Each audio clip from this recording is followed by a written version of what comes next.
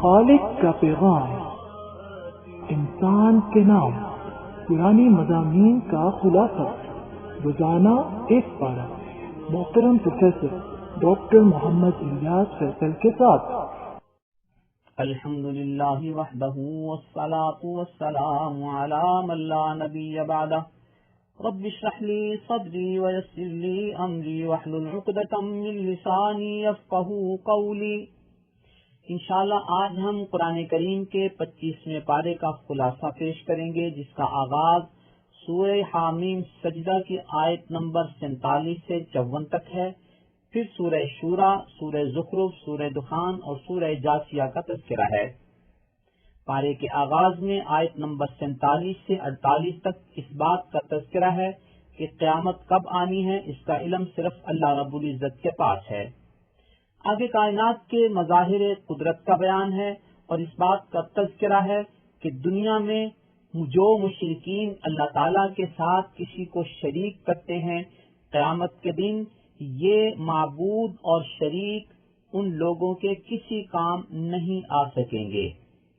آیت نمبر 49 سے 52 تک انسان کے مزاج کا تذکرہ ہے کہ اسے اگر کوئی خوشی ملتی ہے تو اللہ تعالیٰ کا شکر ادا کرنا چاہیے، لیکن خوشی کی حالت میں وہ عموماً اللہ کی طرف متوجہ نہیں ہوتا، اور اگر انسان کو کوئی تکلیف پہنچتی ہے تو پھر شکوے شکایتیں کرنے لگ جاتا ہے۔ شاعر ظفر نے اس کیفیت کو یوں منظوم کیا ہے: ظفر بندہ اس کو نہ جانیے گا، ہو وہ کتنا ہی صاحب فہم و ذکا۔ ظفر بندہ اس کو نہ جانیے گا، ہو وہ کتنا ہی صاحب فہم و ذکا۔ جسے عیش میں یاد خدا نہ رہی، جسے تیش میں خوف خدا نہ رہا۔ اللہ تعالی ہمیں نعمت کی حالت میں اپنا شکر ادا کرنے کی توفیق عطا فرمائے اور پریشانی کی حالت میں اپنی طرف متوجہ ہو کر دعائیں کرنے کی اور صبر کی توفیق عطا فرمائے، آمین۔ آیت نمبر 53 میں کائنات کی آفاقی نشانیوں کا تذکرہ ہے۔ اللہ فرماتے ہیں کہ قیامت سے پہلے پہلے ہم ان کائنات کے بہت سے نشانات کو دکھائیں گے۔ جیسے جیسے علم آگے بڑھ رہا ہے، اللہ تعالیٰ کی قدرت کے مظاہر سامنے آ رہے ہیں۔ یہ علم کی ایجادات نہیں، بلکہ علم کے ذریعے مظاہر کائنات کا انکشاف ہے۔ یہ زمین، یہ چاند، یہ سورج، یہ سیارے، یہ نظام شمسی، یہ کہکشاں، یہ کلسٹر، یہ سپر کلسٹر، یہ سب کے سب اللہ رب العزت کی قدرت کے نشان ہیں، جس میں کوئی اس کے ساتھ شریک نہیں ہے۔ مظاہر قدرت تو بہت بڑی چیز ہے۔ اللہ فرماتے ہیں وَفِي أَنفُسِكُمْ أَفَلَا تُبْصِرُونَ، اگر تم اپنے آپ میں بھی غور کرو تو تم دیکھتے نہیں ہو، یعنی تمہاری اپنی ذات میں اللہ تعالیٰ کی قدرت کی ایسی ایسی نشانیاں موجود ہیں کہ تم اگر ان پہ غور کرو تو اللہ کی وحدانیت کا اعتراف کرو اور اللہ کے ساتھ کسی کو شریک نہ کرو۔ انسان اگر اپنی انگلیوں کی لکیروں پر غور کرے، جس میں ہر انسان دوسرے سے مختلف ہوتا ہے، ہر انسان کی عموماً آواز دوسرے سے مختلف ہے، اس کی چال ڈھال دوسروں سے فرق رکھتی ہے، اس کی آنکھوں کا انداز ہر دوسرے شخص سے مختلف ہے، حتیٰ کہ بہت سے عالمی بینکوں میں صرف انگلیوں کے نشانوں پر اور آنکھوں کے نشانات پر اکاؤنٹ کھولے جاتے ہیں اور اس پر چیک کیش کیے جاتے ہیں اور اماؤنٹ کا لین دین ہوتا ہے۔ گویا یہ وہ نشان ہے اور ان پر اتنا اعتماد کیا جا سکتا ہے کہ یہ کسی دوسرے انسان سے نہیں ملتی۔ یہ اللہ رب العزت کی قدرت کی نشانیاں ہیں۔ आगे सूरह शूरा का आगाज होता है, जो मक्की सूरत है, 53 आयात पर मुश्तमिल है। इसके 5 रुकू हैं। इसकी आयत नंबर 38 में इस बात का तज़किरा है कि वह अमरुहुम शूरा बैनहुम, ये अल्लाह के पसंदीदा लोग वो हैं जो अपने मामलात को मशवरे से तय करते हैं। इसी आयत की मुनासबत से इस सूरत का नाम ही सूरत शूरा है। सूरत की इब्तिदा में कुरान करीम का तज़किरा है कि कुरान का दायरा दावत क्या है। इरशाद होता है कि तुंज़िरा उम्मल कुरा वमन हौलहा, कि आप इसके जरिए पैगाम पहुंचाएं लोगों को जो उम्मुल कुरा में रहते हैं और उसके इर्द गिर्द के इलाकों में रहते हैं। उम्मुल कुरा से मुराद मक्का मुकर्रमा है और मन हौलहा, उसके इर्द गिर्द से मुराद पूरी कायनात में बसने वाले, पूरी जमीन पर बसने वाले लोग मुराद हैं। तफसीर तबरी में हजरत इब्न अब्बास रज़ियल्लाहु ताला अन्हु की रिवायत नंबर 13550 में है कि वमन हौलहा से मुराद मिनल मशरिक़ी इलल मगरिब, मशरिक से मगरिब तक बसने वाले लोग हैं। आयत नंबर 9 से 13 तक अल्लाह रब्बुल इज्जत की वहदानियत का तज़किरा है और वहदानियत की दलीलों का जिक्र है। इरशाद होता है अमित्तखदू मिन दूनिही औलिया, क्या इन लोगों ने अल्लाह के अलावा औरों को अपना कारसाज समझ लिया है। फल्लाहु हुवल वलिय्यु, अल्लाह ही कारसाज है। इसके बाद 11 दलाइल तौहीद का जिक्र है। नंबर 1 वहुवा युहयिल मौता, अल्लाह वो है जो मुर्दों को जिंदा करता है, लिहाजा वही इबादत के लायक है, वही अकेला है। दूसरी दलील इरशाद फरमाई वहुवा अला कुल्ली शैइन कदीर, अल्लाह वो जात है जो हर चीज पर कादिर है, लिहाजा माबूद होने के लिए ये जरूरी है कि वो कादिर मुतलक हो और वो सिर्फ अल्लाह की जात है, लिहाजा वही इबादत के लायक है। तीसरी दलील इरशाद फरमाई वमख्तलफ्तुम फीही मिन शैइन फहुक्मुहु इलल्लाह, जिस चीज में भी तुम्हारा इख्तिलाफ हो तो उसका फैसला अल्लाह के कानून के मुताबिक होगा, और ये हाकमियत आला का मकाम सिर्फ अल्लाह रब्बुल इज्जत को हासिल है। ज़ालिकुमुल्लाहु रब्बी, ये है वो अल्लाह जो मेरा रब है। गोया जिस हस्ती को हाकमियत आला का मनसब हासिल हो वही इबादत के लायक है और वो सिर्फ अल्लाह की जात है।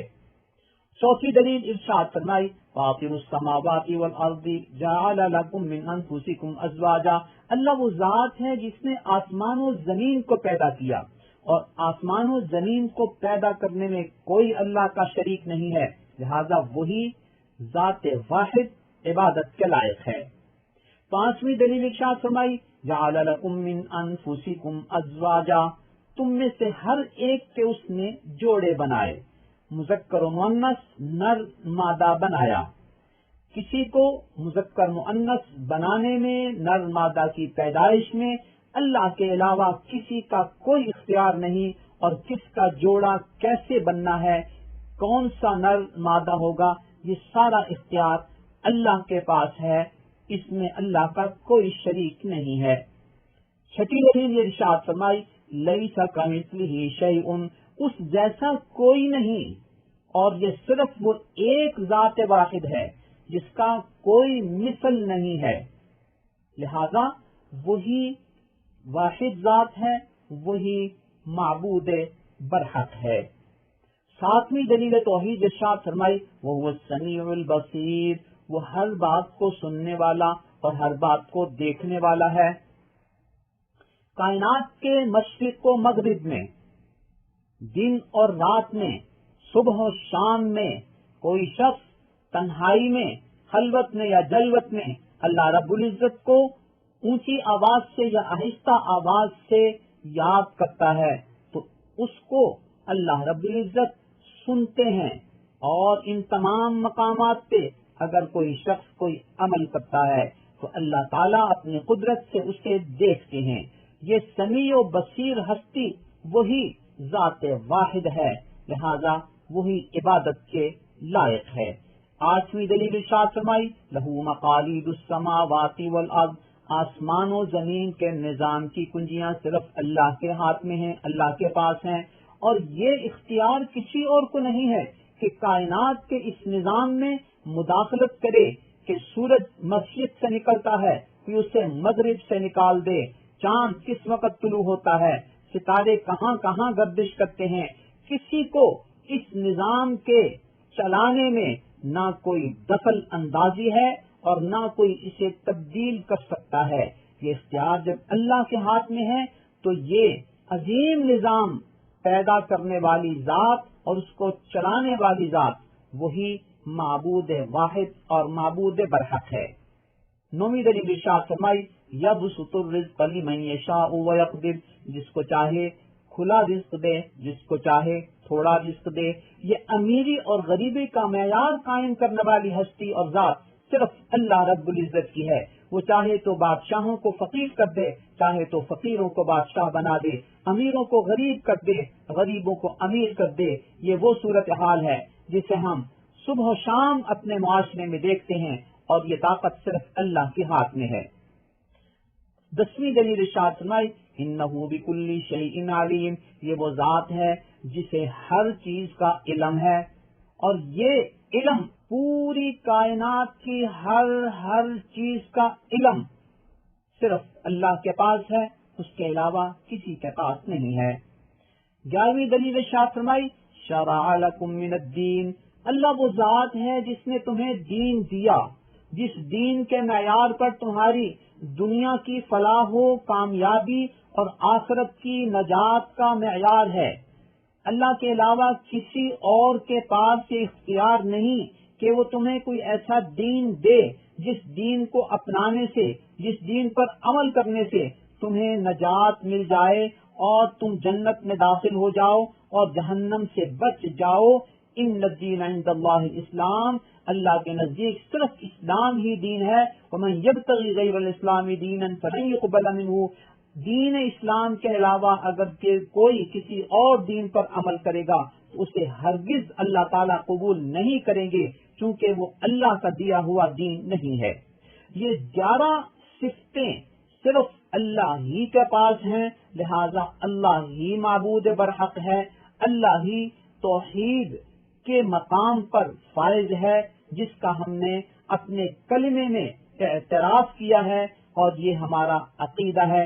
ला इलाहा इल्लल्लाहु मुहम्मदुर रसूलुल्लाह, अल्लाह के अलावा और कोई माबूद नहीं, और नबी अकरम सल्लल्लाहु अलैहि वसल्लम अल्लाह के रसूल हैं। अल्लाह ताला हमें इसी कलमे वाले अकीदे पर जिंदा रखे और कलमे वाले अकीदे पर हमें मौत अता फरमाए, आमीन। इस सूरत की आयत नंबर 14 से 15 तक इस बात का तज़किरा है कि क़यामत के दिन जो भी फैसला है वो अल्लाह ताला ने करना है, लिहाजा अल्लाह के दीन पर कायम रहो और इसी की तरफ लोगों को बुलाओ। फलिज़ालिका फदउ वस्तक़िम, इसी दीन पर कायम रहो और इसी की तरफ लोगों को बुलाओ। आयत नंबर 19 में तमाम कामों में, तमाम मामूलात में इखलास को अपनाने की तरगीब दी गई है, और ये बताया गया है कि यही इखलास वो आपके पास चीज है जिससे आपके अमाल को अल्लाह ताला के यहाँ कबूलियत हासिल होती है, और बगैर इखलास के या अल्लाह के साथ किसी और को काम दिखलावा करने के लिए, रियाकारी करने के लिए किया जाएगा तो अल्लाह के यहाँ हरगिज कबूल नहीं है। इरशाद होता है, मन कान युरीदु हर्सल आखिरती नज़ीद लहू फी हर्सी, जो आखिरत की नजात चाहता है, आखिरत की खेती को आबाद करना चाहता है, अल्लाह फरमाते हैं हम उसकी खेती को बढ़ा देते हैं। वो मन कान युरीदु हर्सल दुनिया, और जो दुनिया की खेती के लिए कोई काम करता है, नुअतिही मिन्हा, हम उसमें से कुछ हिस्सा तो उसको दे देते हैं, लेकिन चूंकि उसने नीयत को खराब कर लिया है, वमा लहू फिल आखिरति मिन नसीब, क़यामत के दिन अब उसको कोई हिस्सा नहीं मिलेगा। आयत नंबर 23 में नबी अकरम सल्लल्लाहु अलैहि वसल्लम अपने इखलास का तज़किरा करते हुए इरशाद फरमाते हैं, ला असअलुकुम अलैहि अजरा, मैं तुमसे किसी अजर का तलबगार नहीं हूँ, लिहाजा इखलास पर मबनी मेरी इस दावत को कबूल कर लो। इल्लल मवद्दत फिल कुर्बा, मेरी क़राबत दारी का ही पास कर लो जो मेरे और तुम्हारे दरमियान में है। कि मैंने अपनी जिंदगी में जिस तरह क़राबतदारी का पास किया है, आज तुम मेरी इस क़राबतदारी का पास करते हुए मेरे मिशन पे इखलास के साथ गौर खोज कर लो और इसको अपना लो। ये तुम्हारी दुनिया और आखिरत की फलाह व बहबूद के लिए है। अगर इससे मुराद नबी अकरम सल्लल्लाहु अलैहि वसल्लम के दौर के क़राबतदार हैं तो वो कुरैशी या करीब व बईद के वो रिश्तेदार और क़राबतदार हैं जो नबी अकरम सल्लल्लाहु अलैहि वसल्लम के खानदान से ताल्लुक रखते हैं।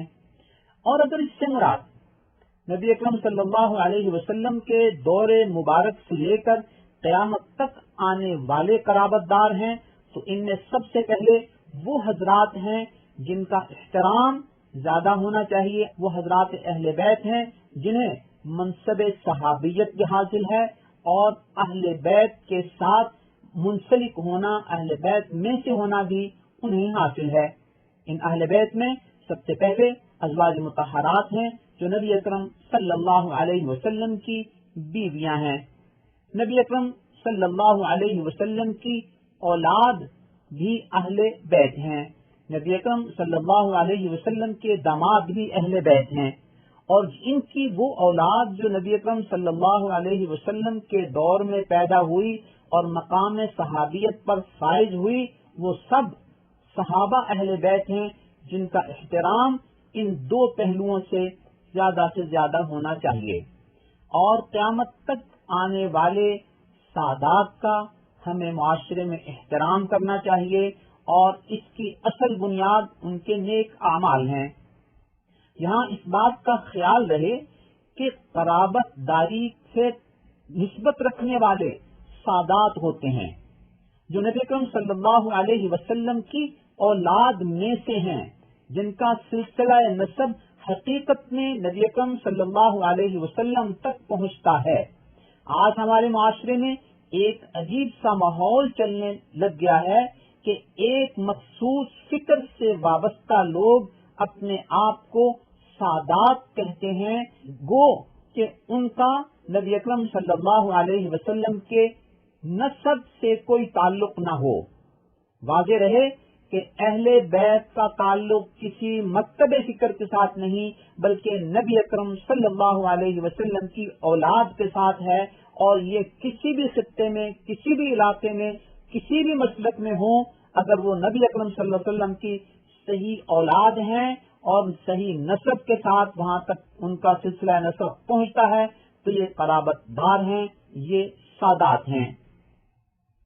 इस आयत की रोशनी में फारिसान उलूम नबूवत को मुतवज्जह किया गया है कि वो बुनियादी तौर पर नबी अकरम सल्लल्लाहु अलैहि वसल्लम के उलूम के वारिस हैं और दाई हैं। इन दाइयों को भी कुल्ला अस्अलुकुम अलैहि अजरन की बुनियाद पर अपने मिशन और अपनी मेहनत की बुनियाद इखलास पर रखनी चाहिए। तनख्वाह उनके लिए एक ताउन है, इसे बुनियाद नहीं समझना चाहिए। ये तनख्वाह उनके मुक्तदियों, शागिर्दों और मसाजिदो मदारिस की इंतजामिया की जिम्मेदारी है कि वो उसका ख्याल रखें, लेकिन वारिसान उलूम नबूवत इसको साज़बाज का जरिया न बनाएं, इसे बुनियाद न बनाएं ताकि उनका इखलास और कबूलियत मुतासिर न हो। आयत नंबर 27 में अल्लाह ताला ने एक निजाम का बयान फरमाया है कि मैंने कुछ लोगों को अमीर बनाया, कुछ लोगों को गरीब बनाया, इसलिए कि अल्लाह ताला अगर रिज़्क़ की कुशादगी सब लोगों पर कर देते तो ये लोग बागी बन जाते। लिहाजा अल्लाह ताला ने इस रिज़्क़ को एक मखसूस अंदाजे के मुताबिक लोगों पर नाज़िल किया है ताकि तवाज़ुन कायम रहे। आयत नंबर 30 में इस बात का तज़किरा है कि देखो, ख्याल रखो, तुम्हें जो भी मुसीबत या तकलीफ पहुंचती है ये बुनियादी तौर पर तुम्हारे आमाल का नतीजा है। वाज़ेह रहे कि अल्लाह ताला तो बहुत सारी चीजों को माफ कर देते हैं। तुम्हें ये मुसीबतें तो नजर आती हैं, लेकिन तुम्हें वो अपने आमाल याद नहीं आते जिन आमाल की वजह से तुम्हें इन मुश्किलात का सामना करना पड़ा है। गोया दुनिया में मुश्किलात और मसाइब के आने का एक सबब तो इंसान के आमाल होते हैं। दूसरी चीज, कभी कभी मुश्किलात और मसाइब आते हैं इंसान के इम्तिहान के लिए कि क्या ये इंसान अल्लाह की तरफ मुतवज्जे होता है या नहीं। और कभी कभी ये आजमाइश और इब्तिला इंसान के लिए आती है उसके दुनिया और आखिरत के मकामात को बुलंद करने के लिए। लिहाजा खुशी और गमी में हर हाल में हमें अल्लाह की तरफ मुतवज्जे होना चाहिए और अपना एहतिसाब करना चाहिए।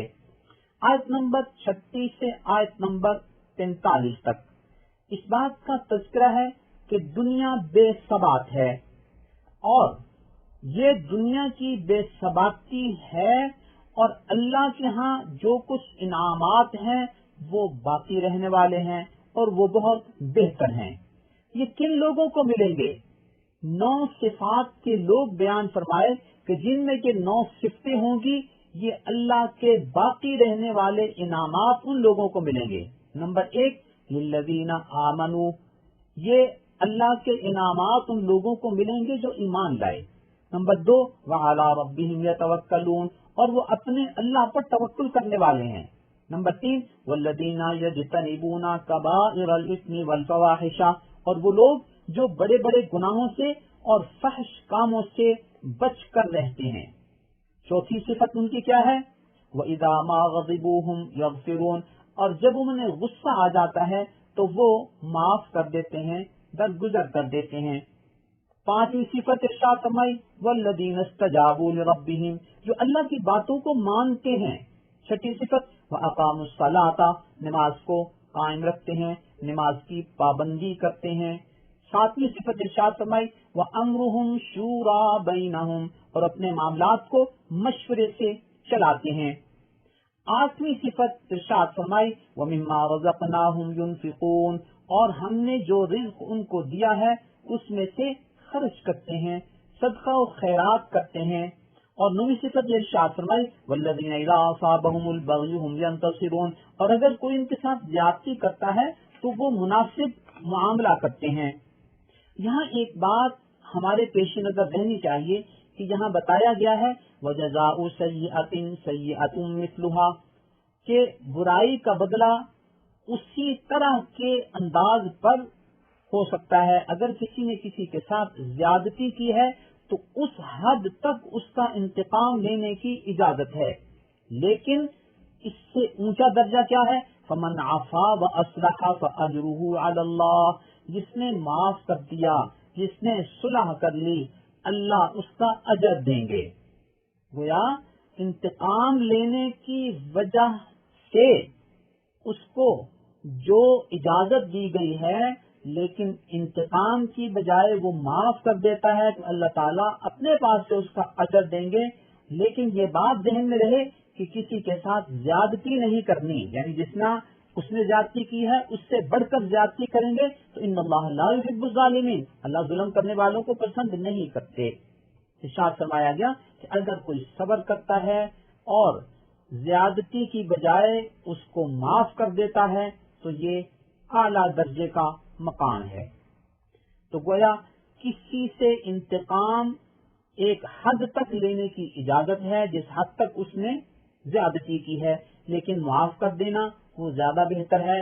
हम रमजान के दिनों से आजकल गुजर रहे हैं, लैलतुल कद्र के आमद है, लिहाजा इन दिनों में हमें कोशिश करनी चाहिए, इन रातों में कोशिश करनी चाहिए कि अगर किसी मुसलमान के साथ हमारे मामलात में उतार चढ़ाव है, नाराजगी है, हम एक दूसरे को माफ कर दें और अपने दिलों से बुग़्ज़, कीना और कुदूरत को निकाल दें ताकि लैलतुल कद्र के फज़ाइल जो हैं वो हमें हासिल हो जाएं और अल्लाह ताला इस रात में शिर्क करने वालों को माफ नहीं करते, अपने दिलों में बुग़्ज़ रखने वालों को, कुदूरत रखने वालों को माफ नहीं करते। लिहाजा اس رات کی فضیلت اور پورے سال کے شب و روز میں اللہ رب العزت کے مغفرت کے بہت سارے وعدے ہیں، لیکن وہ شرک اور قدرت والوں کو حاصل نہیں ہوتے، لہذا ہمیں اپنے دلوں کو صاف رکھنا چاہیے۔ آیت نمبر 49 سے 50 تک اللہ رب العزت نے اپنی قدرت کا ذکر کرتے ہوئے فرمایا، وَلِلَّهِ مُلْكُ السَّمَاوَاتِ وَالْأَرْضِ، آسمان و زمین کی بادشاہی اللہ کے پاس ہے، اس بادشاہی میں اللہ کا کوئی شریک نہیں۔ آگے اللہ نے اپنی قدرت کا ایک منظر اور ایک مظہر کا ذکر کیا کہ تمہیں اولاد دینے میں اللہ ہی کا اختیار ہے، کسی اور کا کوئی اختیار نہیں۔ اللہ جسے چاہتا ہے بیٹی دیتا ہے، جسے چاہتا ہے بیٹے دیتا ہے، جسے چاہتا ہے بیٹے بیٹیاں دیتا ہے، جسے چاہتا ہے اولاد نہیں دیتا۔ گویا یہ سارے کے سارے اللہ رب العزت کی قدرت کے مظاہر ہیں، اس میں کسی غیر کا کوئی دخل نہیں۔ لہذا اولاد کو مانگنا ہو اللہ سے مانگنا، اللہ کے علاوہ کسی اور درگاہ یا بارگاہ پہ جا کے تم اولاد مانگو گے تو یہ شرک ٹھہرائے گا جو لا الہ الا اللہ محمد رسول اللہ کے عقیدے سے متصادم ہے۔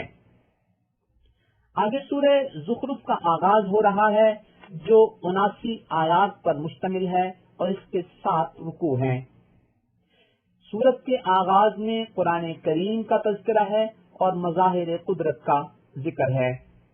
ان مظاہر قدرت میں ایک بات یہ ہے کہ اللہ تعالیٰ نے تمہیں ایک جگہ سے دوسری جگہ تک پہنچنے کے لیے سواری کی جو نعمت دی ہے، اس سواری کی تسخیر یہ اللہ تعالیٰ کی قدرت سے ہے اور یہ اللہ کی نعمت ہے۔ یہ سواری جانور پر ہو، خچر، گھوڑے، اونٹ، ہاتھی، یہ سب کے سب ایک بنی آدم اور ایک انسان کے ہاتھ میں دی گئی لگام کے تابع ہوتے ہیں۔ یہ سب اللہ کی قدرت سے ہے، وگرنہ یہ جانور اپنی طاقت کے اعتبار سے انسان سے زیادہ قوی ہیں، لیکن اللہ نے انہیں ہمارا تابع بنا دیا ہے۔ اگر کوئی انسان بائک، گاڑی، بحری جہاز یا ہوائی جہاز کا سفر کرتا ہے تو اس کا ڈرائیور بخوبی جانتا ہے کہ اس وقت میں صرف اور صرف اللہ کے اعتماد پر سفر کر رہا ہوں، مجھے کوئی پتہ نہیں کہ کب یہ گاڑی پھسل جائے یا کوئی حادثہ واقع ہو جائے۔ بحری جہاز میں سفر کرنے والے ہر وقت اس بات کا خدشہ محسوس کرتے ہیں کہ کب کسی بڑے طوفان کا سامنا ہو جائے اور جہاز کا وجود ہی خطرے میں پڑ جائے۔ اسی وجہ سے اس بات کی نگرانی کی جاتی ہے کہ کیا بحری جہاز کا یہ سفر صاف ہے، رستے میں کوئی ایسی رکاوٹ تو نہیں جو اس بحری جہاز کے لیے رکاوٹ یا خطرے کا سبب ہو۔ اگر ایسی صورتحال ہو تو اسے بروقت متنبہ کر دیا جاتا ہے تاکہ وہ اپنا رخ اور اپنا روٹ حسب صورتحال بدل لے۔ ہوائی جہاز کتنا ہی تیز رفتار سفر ہے، لیکن اگر اس کے انجن میں خدا نخواستہ ایک پرندہ آ ٹکرائے یا کوئی ہلکی پھلکی سی چیز آ ٹکرائے یا ایسا ہوائی طوفان آ جائے تو یہ سارے کا سارا ہوائی جہاز لڑک کر زمین پر آ گرتا ہے۔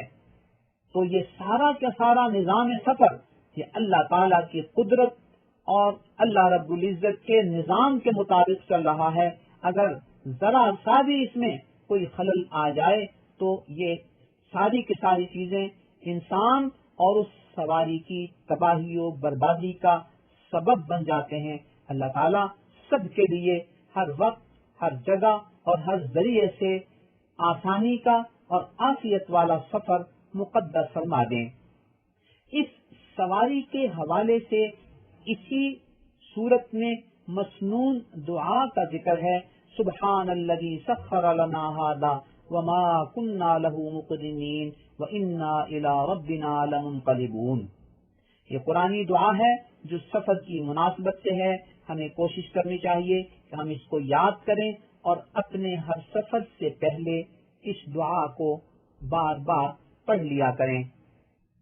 آیت نمبر 17 میں انسان کی نفسیات کا ذکر ہے کہ اگر ان کو اس بات کی خبر دی جائے کہ تمہاری بیٹی ہوئی ہے تو یہ فکرمند ہو جاتے ہیں، پریشان ہو جاتے ہیں اور یہ اپنے چہروں کو چھپانے کی کوشش کرتے ہیں. گویا بچی کی پیدائش کو یہ اپنے لیے پسند نہیں کرتے، لیکن اللہ کے لیے جب مثالیں دینی ہوتی ہیں، شرک کرنا ہوتا ہے، تو یہ اس طرح کے غلط نسبتیں کرتے ہیں کہ فرشتے اللہ کی بیٹیاں ہیں. اللہ فرماتے ہیں اپنے لیے تو تم بیٹیوں کو پسند نہیں کرتے ہو، اور اللہ کی طرف غلط نسبت کرتے ہوئے فرشتوں کو بیٹیاں ٹھہراتے ہو. یہاں ہمیں کسی مناسبت سے اس بات کا تذکرہ کرنا ہے کہ معاشرے میں کل بھی اور آج بھی صورتحال یہ ہے کہ بیٹیوں کی پیدائش کو اپنے لیے شرمندگی، عار سمجھا جاتا ہے یا اس پر ناپسندیدگی کا اظہار کیا جاتا ہے. لیکن اسلام نے عورت کو کتنا مقام دیا، کیسا ماحول پیدا کیا، کیسی تربیت کی تاکہ عورت کا، بیٹی کا، بیوی کا، والدہ کا، بہن کا احترام رہے.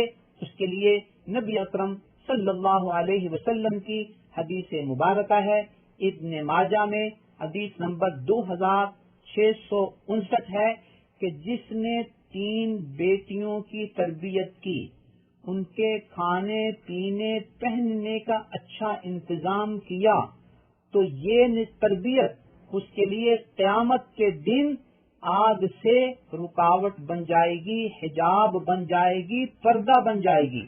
گویا بیٹیوں کی پیدائش کے بعد ان کی تربیت پر اتنا بڑا انعام کا اعلان کیا جا رہا ہے. یہ اسلام کا وہ نظام تربیت ہے جس کی وجہ سے اللہ تعالیٰ نے عورت کو معاشرے میں بلند مقام دیا ہے. نمبر 2، ابو داؤد کی حدیث نمبر 4480 میں ہے کہ اگر کسی کی ایک بیٹی بھی ہوئی اور اس کے باپ نے اس کی عزت کی اور اسے اپنے لیے عار نہیں سمجھا تو اور اپنے بیٹوں کو بیٹی پر ترجیح نہیں دی، تو اللہ تعالیٰ اس کے اس رویے کی وجہ سے بھی اسے جنت میں داخل فرما دیں گے. یہ اللہ رب العزت نے عورتوں کی فضیلت اور مقام بیان فرمایا ہے.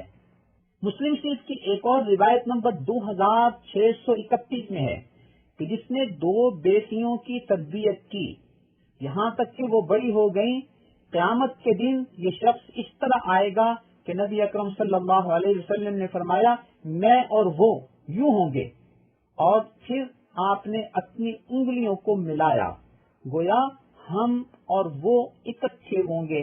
کتنی بڑی فضیلت اللہ رب العزت نے عورت کو دی ہے معاشرے میں. اپنی والدہ کے احترام کے حوالے سے ایک صحابی نے نبی اکرم صلی اللہ علیہ وسلم سے پوچھا کہ آقا میری سب سے بہتر روایت، میرے سب سے بہتر تعلق کا کون حقدار ہے؟ فرمایا تمہاری ماں. فرمایا پھر کون؟ فرمایا تمہاری والدہ. پھر کون؟ فرمایا تمہاری والدہ. پوچھا پھر کون؟ فرمایا آپ کا والد. یہ روایت صحیح بخاری میں موجود ہے. یوں اللہ تعالیٰ نے بیٹی، بیوی، بہن، بیوی کے حوالے سے عورت کو کتنا بلند مقام دیا ہے جس کے نتیجے میں آج عورت کی عزت قائم ہے. تعجب اور افسوس ہے کہ ہمارے اس معاشرے میں بعض لوگ اس مقام و مرتبت کی طرف متوجہ ہونے کی بجائے ایسے افکار، ایسے اعمال، ایسے نظریات اور ایسے کلچر کو ترجیح دینے کی کوشش کر رہے ہیں جہاں نہ بیٹی کا احترام ہے، نہ بیوی کا احترام ہے، نہ بہن کا احترام ہے، نہ والدہ کا احترام ہے. تو وہ لوگ جہاں پہنچ چکے ہیں وہ وہاں پہنچ کر پریشان ہیں، اور ہم ان کی پریشانی کو آزادی سمجھتے ہوئے ان پریشان حال لوگوں کے پیچھے بھاگ رہے ہیں کہ شاید یہاں پہنچ کر ہمیں آزادی ملے گی. انسان کو اللہ نے جو مقام دیا ہے، ہر ایک کو اپنی اپنی جگہ پر رہتے ہوئے اپنی ذمہ داریاں ادا کر کے اس معاشرے کو بہتر سے بہتر بنانے کی کوشش کرنی چاہیے اور اپنے اللہ کے دیے ہوئے نظام پر راضی ہونا چاہیے. واضح رہے کہ جو لوگ ان نعروں کو لے کر نکلتے ہیں، آپ اگر ان کی خاندانی زندگی کو دیکھیں تو آپ کو محسوس ہوگا وہ خود بھی تباہ حال لوگ ہیں، ان کے اپنے گھر بھی کامیاب نہیں ہوئے، وہ اجڑے ہوئے لوگ ہیں اور خود تو ڈوبے ہیں۔ صنم تجھ کو بھی لے ڈوبیں گے، اس مشن کو لے کر وہ سڑکوں پر نکلتے ہیں اور ہماری بہو بیٹیوں کو گمراہ کرنے کی کوشش کرتے ہیں۔ اللہ تعالیٰ انہیں بھی سمجھ عطا فرمائے اور ہمارے بچوں بچیوں کو بھی ان فتنوں سے محفوظ فرمائے۔ آیت نمبر 31 سے 32 تک اللہ رب العزت نے یہ بیان فرمایا ہے کہ بعض لوگوں کو اپنی دولت کی بنیاد پر، اپنے منصب کی بنیاد پر اس بات کا گھمنڈ ہوتا ہے کہ اللہ تعالیٰ نے جو مقام و منصب کسی کو عطا کیا ہے یہ تو انہیں ملنا چاہیے تھا، جیسے کہ مکہ مکرمہ اور طائف کے بعض جاگیردار، بعض لینڈ لارڈ، بعض امیر لوگوں نے اس بات پر اعتراض کیا کہ یہ جو مقام نبوت ہے یہ اس یتیم شخص کو کیوں ملا، یہ تو کسی بہت بڑے آدمی کو ملنا چاہیے تھا۔ اللہ فرماتے ہیں کہ یہ اللہ رب العزت کی رحمت ہے اور اللہ کی رحمت کو اللہ ہی تقسیم کرتے ہیں، اس تقسیم کا اختیار ان کے پاس نہیں ہے۔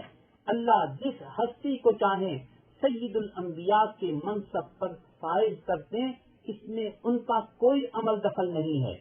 یہ مقام نبوت تو بہت بڑی بات ہے۔ اللہ فرماتے ہیں کہ ان کے دنیا میں رہنے کا جو نظام ہے ہم نے تو اس نظام کی تقسیم کا اختیار بھی اپنے پاس رکھا ہوا ہے، اور بعض کو بعض پر جو فضیلت دی ہے یہ ہمارا دیا ہوا نظام ہے کہ کوئی آقا ہے، کوئی غلام ہے، کوئی امیر ہے، کوئی غریب ہے، کوئی افسر ہے، کوئی ملازم ہے، کہ ہمارا سارا دیا ہوا نظام ہے تاکہ دنیا کا یہ سسٹم چلتا رہے۔ الغرض نبوت تو کجا، ہم نے تو معیشت کی تقسیم کو بھی اپنے اختیار میں رکھا ہے۔ یہاں یہ بات ہم سب کے پیش نظر رہنی چاہیے کہ اس وقت ہمارے سسٹم میں 3 بنیادی نظام چل رہے ہیں: سرمایہ دارانہ نظام، اشتراکی اور سوشلسٹ نظام، اور تیسرا اسلامی نظام۔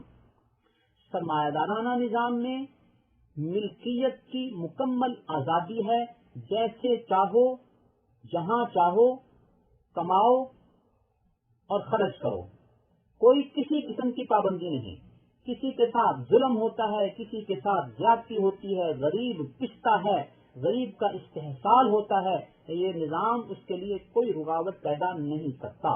نتیجہ یہ ہوتا ہے کہ امیر امیر سے امیر تر اور غریب غریب سے غریب تر ہوتا رہتا ہے۔ اس نظام سے تنگ آنے کے بعد ایک سوشلسٹ نظام معرض وجود میں آیا جس نے ملکیت کا ایسا نظام پیش کیا کہ کسی شخص کو انفرادی ملکیت کی اجازت نہیں ہونی چاہیے، بلکہ ملکیت اپنی اسٹیٹ کے پاس ہو اور اسٹیٹ اپنے معاشرے کے افراد کو ان کی ضرورت کے مطابق چیزیں مہیا کرے۔ یہ سوشلسٹ نظام چند سالوں کے بعد ناکام ہو گیا اور یہ نظام ملکیت آگے نہیں چل سکا، لہذا انہیں بھی اپنے نظام میں تبدیلی لانی پڑی۔ تیسرا نظام اسلامی نظام ملکیت ہے، جس میں کچھ حدود و قیود ہیں جن کی بنیاد پر انسان کو کچھ اختیارات بھی ملتے ہیں اور کچھ پابندیاں بھی ہوتی ہیں جو فطرت کے عین مطابق ہیں، جس کا نتیجہ یہ ہوتا ہے کہ اس کی دولت اس تک محدود نہیں ہوتی، بلکہ امیر و غریب میں دولت کا سرکل جاری رہتا ہے۔ اللہ نے قرآن کریم میں اس کا فلسفہ یوں بیان فرمایا کہ لا یکون دولتم بین الاغنیاء منکم، کہ یہ دولت صرف امیر لوگوں میں ہی نہ گھومتی رہے۔ لہذا اسلام کا نظام زکوٰۃ، اسلام کا نظام صدقات، اسلام کا نظام وراثت، یہ اسی مساوات کو اور اسی نظام ملکیت کو متوازن بنانے کے لیے ہے، جو کہ فطرت کے عین مطابق ہے۔ جہاں تک افراد کو ان کی اجرت دینے کا تعلق ہے تو ظاہر ہے کہ ہر شخص کی صلاحیتیں مختلف ہوتی ہیں اور ان کی صلاحیت کے مطابق ہی انہیں یہ وسائل مہیا ہوتے ہیں۔ एक आलिम और एक जाहिल, एक मेहनती और एक सुस्त, एक ताकतवर और एक कमजोर, एक ज़हीन और एक कुंज़ेहन, एक ऑफिसर और एक मजदूर, उन सब की सलाहियतें एक दूसरे से मुख्तलिफ हैं। लिहाजा उनको उनकी उजरत भी उनकी सलाहियत के मुताबिक दी जाती है, दी जानी चाहिए। तो यूं अगर सबको एक ही तरह का सिस्टम दिया जाएगा, एक ही तरह की उजरत दी जाएगी, तो उससे मुआशरे का जो तवाज़ुन है ये मुतासिर होगा। लिहाजा सरमायादाराना निज़ाम में भी जुल्म मौजूद है और सोशलिस्ट निज़ाम भी नाकाम हो चुका, और इस्लामी निज़ाम मिल्कियत ही वो मुतवाज़िन निज़ाम है जो उसे आदल मुहैया करता है और इंसाफ मुहैया करता है।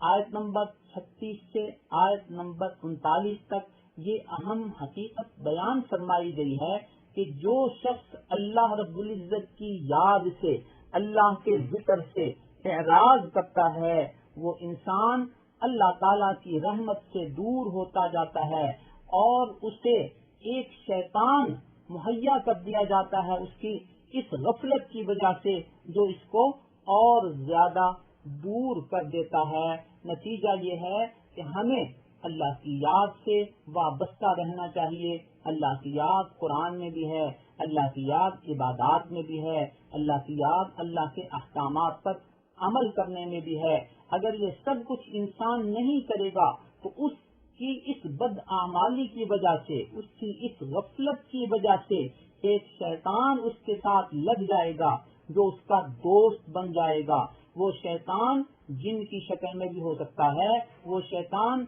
गलत और बुरी सोहबत की शक्ल में भी हो सकता है, जो उसको कहाँ लेकर जाएगा। वइन्नहुम लयसुद्दूनहुम अनिस सबील, जो गलत दोस्त हैं और गलत सोहबत वाले साथी हैं, ये इनको सही रास्ते से रोकते हैं और सही रास्ते से रुकते रुकते ये इस मकाम तक पहुंच जाते हैं कि अपने गलत रास्ते को भी सही समझने लग जाते हैं। वयहसबून अन्नहुम मुहतदून, गलत रास्ते पर चलते हुए भी वो अपने आप को सही रास्ते पर, हिदायत वाले रास्ते पर समझते हैं। आज हम अपने मामलात में हर शख्स अपनी जात में सोचे कि वो अल्लाह को याद करता है या अल्लाह की याद से गाफिल है, उसकी सोहबत में कौन लोग हैं। ये वो लोग होंगे जिनके बारे में अल्लाह फरमाते हैं, हत्ता इज़ा जाअना, जब वो क़यामत के दिन हमारे पास आएंगे तो उस वक़्त इस बुरी सोहबत के बारे में कहेंगे, या लैत बैनी व बैनका बुअदल मशरिक़ैन फबिअसल क़रीन, काश मेरे और तुम्हारे दरमियान इतनी दूरी होती जितनी मशरिक़ और मगरिब के दरमियान दूरी है, यानी तुम मेरे दोस्त न होते। उस वक्त इन सोहबतों से, इन दोस्तियों से इंसान बेजारी का ऐलान करेगा। अल्लाह ताला ने दुनिया में हमें अंजाम बता दिया, लिहाजा हमने से हर शख्स को अपनी सोहबत के बारे में, अपनी गफलत के बारे में नजर सानी करनी चाहिए। अल्लाह फरमाते हैं, वलन यनफअकुमुल यौमा इज़ ज़लमतुम, आज तुम्हारी ये बेजारी तुम्हें फायदामंद नहीं देगी। इन्नकुम फिल अज़ाबि मुश्तरिकून, आज सबको अजाब मिलेगा। अल्लाह ताला हमें कुरानी तालीमात के साथ वाबस्ता रखे, नमाज की पाबंदी की। आयत नंबर 40 से 56 तक हजरत मूसा अलैहिस्सलाम और फिरऔन का तज़किरा है। फिरऔन के इस तज़किरे में ये बताया गया, फस्तख़फ़्फ़ क़ौमहु फ़अताऊ, उसने अपनी कौम को बेवकूफ बनाया और लोगों ने उसकी पैरवी कर ली, उसकी बात मान ली। ये लोग फासिक लोग थे जिन्होंने फिरौन की बात मानी, अल्लाह की तालीमात से दूर होने वाले लोग थे। फिरौन ने दावा किया था कि मैं खुदा हूँ। कितना गलत दावा है कि एक इंसान जो अपनी माँ के बतन से पैदा हुआ, जो माशरे में तरबियत हासिल करके एक नौजवान शख्स बना, अब वही दावा करने लग गया कि मैं तुम्हारा खुदा हूँ। लेकिन उसने जब खुदाई का दावा किया तो इतने गलत, झूठ और बातिल दावे में भी लोगों ने उसकी पैरवी कर ली। ये हमारे माशरे के एक निजाम की तरफ इशारा किया जा रहा है कि तुम्हारे माशरे में बहुत से वो लीडर तुम्हारे साथ ऐसे ऐसे दावे करके تمہیں قائل کر لیتے ہیں کہ تم اپنی عقل سے کام لینے کی بجائے ان کے ان دعووں پر اعتماد کر لیتے ہو اور ان کی پیروی کر لیتے ہو، ان کے ساتھ وابستہ ہو جاتے ہو۔ نتیجہ یہ ہوتا ہے کہ وہ خود بھی تباہ ہوتے ہیں اور تمہیں بھی تباہ کرتے ہیں۔ اس صورتحال کو آج ہم اپنے معاشرے کی سطح پر پرکھیں تو ہمیں اونچے لیول پر، درمیانی لیول پر اور لو لیول پر یہ ساری کی ساری صورتحال نظر آئے گی کہ معاشرے کے کون کون لوگ ہیں جو ہمارے سامنے ایسے پلان پیش کرتے ہیں جن کو ہم مان لیتے ہیں اور یہ سمجھتے ہیں کہ یہ ہمارے لیے دودھ کی نہریں بہا دیں گے، لہذا ہم ان کی ہر صحیح غلط بات میں ان کی تائید کرتے ہیں۔ ہمیں حق پسند، حق پرست ہونا چاہیے کہ ہر بات کو سوچ سمجھ کر فیصلہ کریں، اور یہی وہ چیز ہے جو مہذب معاشروں میں ووٹ کا ایک معیار ہوتا ہے کہ وہاں کا ہر باسی، ہر رہائشی اپنے ووٹ کا استعمال ملک کی مفاد کے لیے کتنا سوچ سمجھ کر اور ذاتی گروہی وابستگیوں سے بالا تر ہو کر کرتا ہے کہ کس میں میرے ملک کا مفاد ہے۔ اللہ تعالی ہمیں بھی اپنے اس حق کو اپنی ملک کو ملت کے مفاد میں استعمال کرنے کی توفیق عطا فرمائے۔ آیت نمبر 57 سے 65 تک حضرت عیسیٰ علیہ السلام کا تذکرہ ہے۔ یہیں پہ آیت نمبر 61 میں یہ فرمایا گیا وَإِنَّهُ لَعِلْمٌ لِلسَّاعَةِ، اور وہ نشان ہے قیامت کا۔ حضرت عیسیٰ علیہ السلام کو یہاں قیامت کا نشان بتایا گیا ہے۔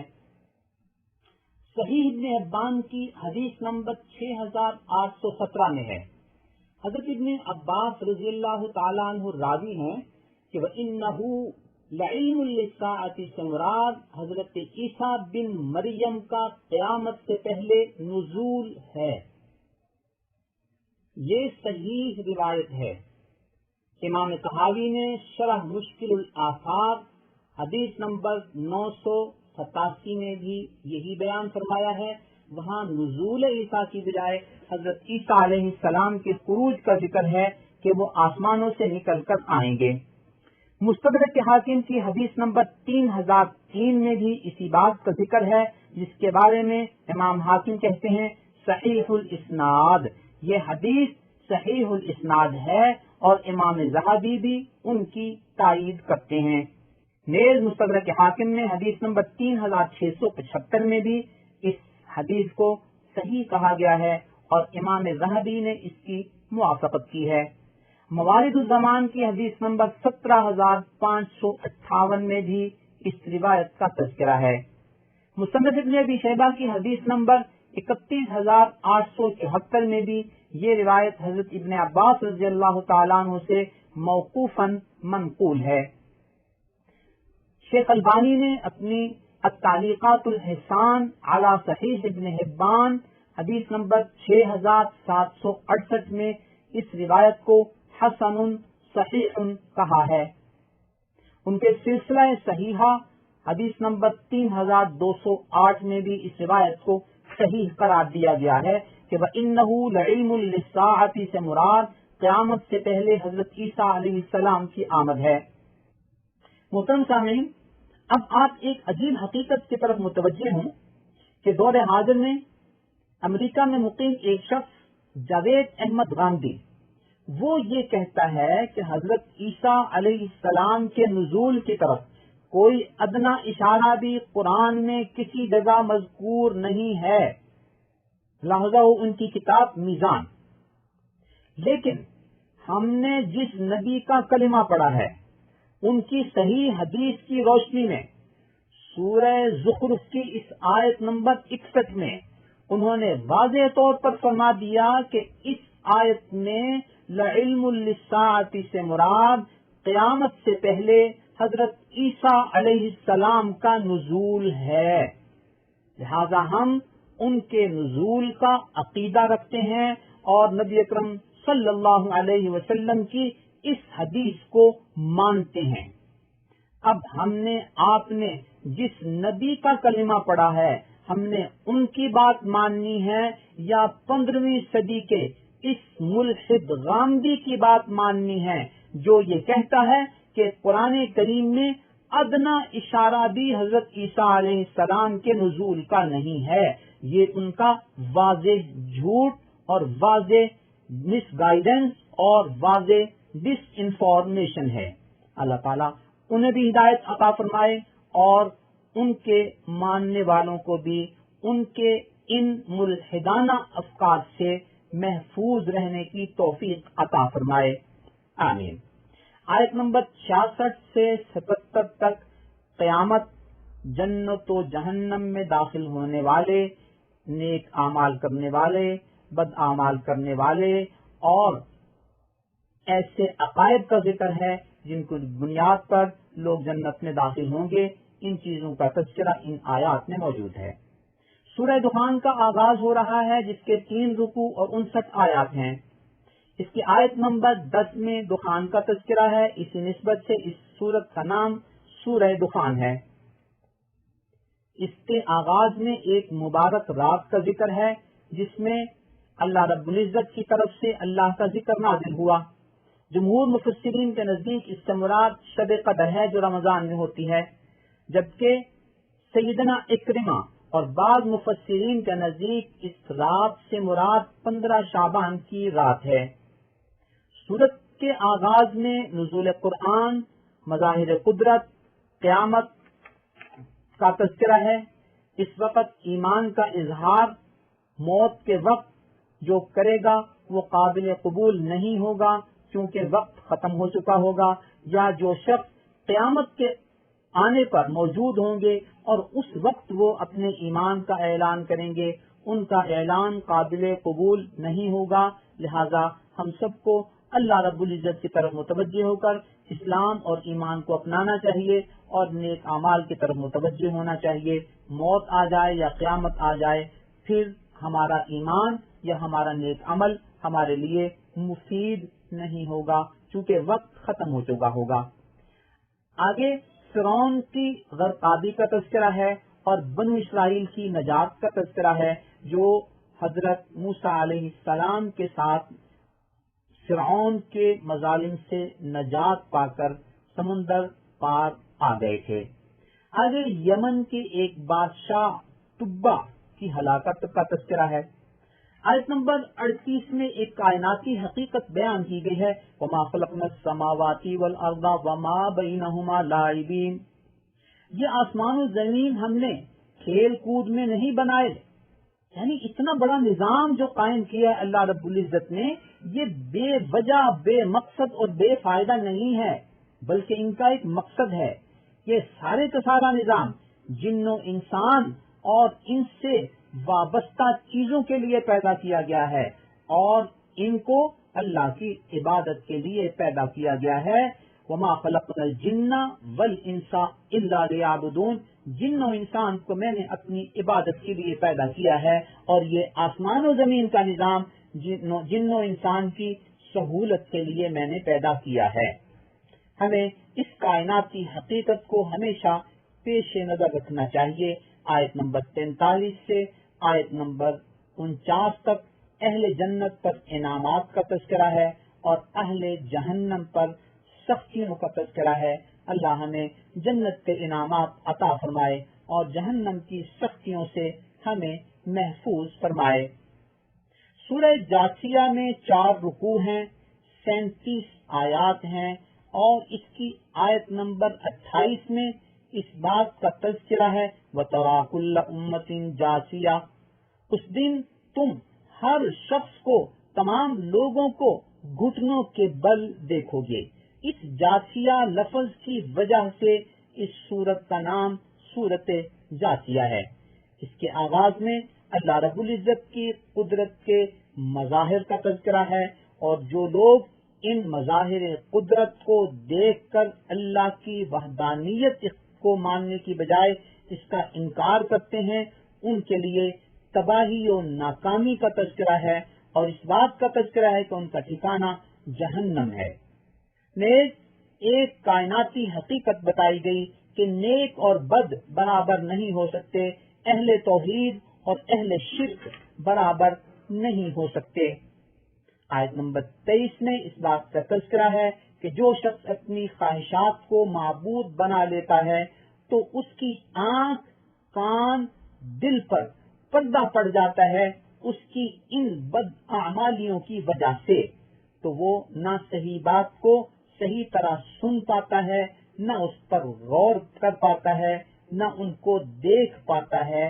یہ وہ چیزیں ہیں کہ جو انسان کے اپنے ہی بد اعمال کی وجہ سے اس کے لیے نتیجے کے طور پر آ جاتی ہیں اور انسان کے دل پر مہر لگ جاتی ہے۔ اللہ اس مرحلے سے ہر شخص کو محفوظ رکھیں۔ آیت نمبر 24 میں بعض ملحدین کے اس فکر کا تذکرہ ہے جو قدیم و جدید دور میں موجود رہے اور یہ کہا کرتے تھے وَقَالُوا مَا هِيَ إِلَّا حَيَاتُنَا الدُّنْيَا، وہ کہتے تھے بس یہی دنیا کی زندگی ہے، اس کے بعد اور کوئی زندگی نہیں ہے۔